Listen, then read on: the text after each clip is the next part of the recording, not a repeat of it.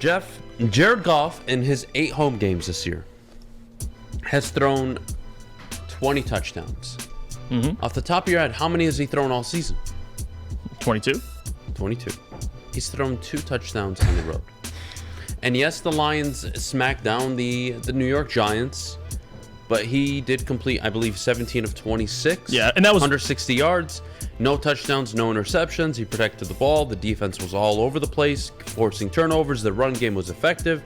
I'm not making an excuse, but a 20 to 2 touchdown split home and on the road.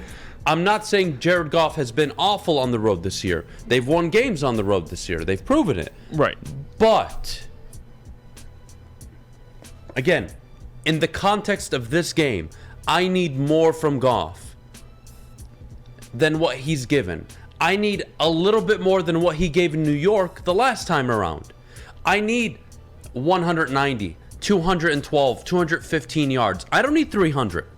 I need effective third down throwing. I need effective red zone conversions. I need him to continue to play how he has been, especially with his decision making, because I think we can all agree, and who knows, we can throw it up in the chat if we want, but the reality is this is going to be an ugly game. And I think you're going to want to run the ball 30, 32, 35 times. Yeah. Not only to set up play action in the cliche like, we do most weeks about how effective this offense is, but especially on the road, in that environment, against that defense, yeah, you're going to want to keep them honest. And you're going to want Goff to beat him a few times with some crossing intermediate routes. For me, I need 60, 70% of what I've seen from Goff at Ford Field on the road. I'm not asking for 360 and 2 touchdowns. I'm not. But I do think this game will come down to him and his ability to throw on third down, Jeff, and his ability, if needed, to convert in the red zone. That, to me, is everything, along with, of course, protecting the football. And early in the season, too, I mean, you go on the road to Minnesota, 25 of 41, almost 300 yards. He has a touchdown and interception. And then you move on. New England and Dallas, too. That was probably their worst back-to-back offensive performances the entire season. Offense wasn't healthy, so how hard can I be on him for that? Right. In Dallas, I mean, that game was a disaster. You lose St. Brown on the first play, I believe, correct? Yeah, and on top of that, Jamal fumbles at the goal line. I mean, It was a lot. And again, no excuses. Jared Goff has to play better. But that was the first half of the season. He was turning the ball over a ton. If you look at the second half of the season, you go on the road to Chicago, 19 of 26, 236 and a touchdown. Didn't turn the ball over. You won on the road. You go to New York the following week, 17 of 26, 165. Didn't throw a touchdown, but they still won 30-18.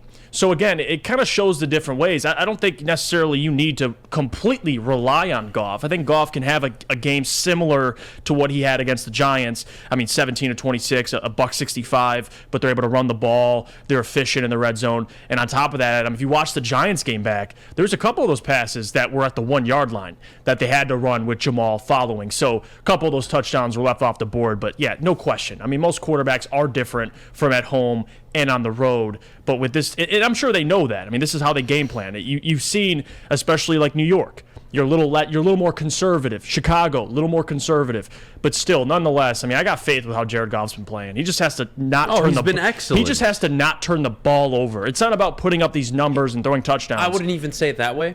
I would just rephrase it. He needs to continue what he has been doing most of the season. Yeah, he's playing at a Pro Bowl level right now, Jeff. He is. The last 7 games have been uber impressive with his ability to not turn the ball over. Yeah. But let's not forget the first 4 games of the year. This offense was humming. This was an offense that was losing games because its defense would give up 38, 48 points. So, Goff has been having a career season, his best since 2018. Right. I don't want to make this just about him, but he does hold the key to this game. And you can say it most weeks, right? Your quarterback turns the ball over, you're probably going to lose. That's just the NFL. Right. But right. It is never more important than it is this week because the Jets' defense. Why? Because their offense sucks. And I don't mean that as in a joking way. Their offense is really bad. Seriously. No, yeah. And how do they score typically? They thrive off of short field positions, right? Because their defense. Forcing mistakes, turnovers, sacks, pinning them deep. They got a punt. They start at midfield, whatever it may be. This game Again, you can say it about every game with your quarterback, but this, to me, is more important than even against Carolina, Chicago, or the Packers. Throwing interceptions is an absolute fuck no on Sunday. Because if there's ever a team on your schedule right now to make you pay for it, it is this Jets team. Yes. And again, that doesn't take away from what the Lions have been. Offensively, they're the only team in the NFL with 7 games over 30 points. Ben Johnson has them flying. Jared Goff playing at a Pro Bowl level. Amon-Ra St. Brown at an All-Pro level. Offensive line has been excellent all year. Taylor Decker playing through injuries. Penei Sewell showing his growth. Frank Ragnow at center. It's unbelievable. But this is the ultimate chess game for me. I don't see this as you're going to go out and play Minnesota like you did the other week. And, oh, man, like they have nothing to offer us on defense. They can't stop the Lions. What I'm showing you, even without Quinnen Williams, and maybe it's me giving too much respect to the Jets. I like to think that's my job, but this is a team that's offering multiple solutions. You don't just get to move your pawns and your little shit around the chessboard and, you're going to win easily because you're playing a noob. You're playing somebody that has multiple chess pieces that will be able to counter what you do well. And that's why it'll never be more important than ever that not only Goff just doesn't turn the ball over, but Jeff, I'm going to need 12 carries out of Swift. Effective carries. Yep. I'm going to need Jamal to not go average 2-3 yards a carry. This is going to be determined at the line of scrimmage like most weeks in the NFL, but never more important this week. Yeah, and the clear stat to me, and I've talked about this already, is red zone efficiency. The Lions right now, number 1 in the NFL in red zone efficiency. The New York Jets, 26th. So they got to keep that up. I mean, if you get down there, you got to convert. You got to score touchdowns on the road. But what's been helping Goff, and this is what I want to see more of on this defense and continue to do this, is turn the ball over. Because early in the year, Jared Goff would have an interception or he'd turn the ball over. The defense, not only can they not stop anybody, they can't turn the ball over. Lately, and I know Jared's only had 1 interception in the last 6 games, but you've seen this defense create turnovers. That's what you, especially when your quarterback's not turning the ball over and your defense is creating turnovers. I mean, the winning percentage, your percentage to win the ball game goes up significantly. So the defense can continue that, force a turnover.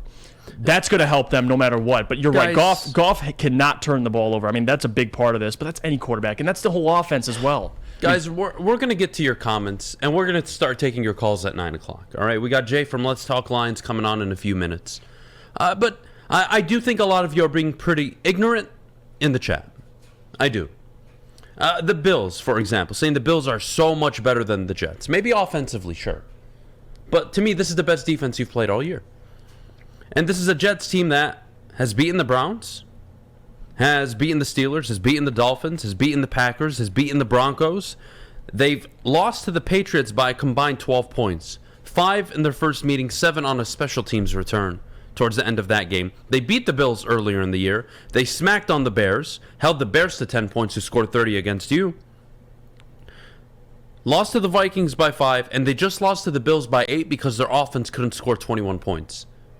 And if their offense scored 21 points in a few of their losses, they'd be a 9-5, 9-4 team. So this is a team that just struggles on offense. Defensively, they are legit. And you look at their schedule, Lions, Jaguars, Seahawks, Dolphins. Right. If I'm a Jets fan, 3 out of 4 is what I'm looking at. If I'm a Jets fan, I see 3 out of 4 games that are very winnable. Miami at home Miami on the road for the Jets, very tricky. That's going to decide who's going to win the wild card, potentially, depending on if the Chargers fall off or not. So that game may very well determine the season. But for the Jets, you guys think it's only about the Lions this week and that they're in a must-win? The Jets can't lose. They're going to lose ground on the Chargers. They're going to lose ground on the Dolphins. They can't afford to lose. You think this is only must-win for you? It's a must-win for the Jets. Because if they beat you, well, destiny's in their hands now. And then they can go beat the Jags, and they can beat the Seahawks. And then they can afford to maybe lose to the Dolphins. This is an amazing game. I am very excited for this game.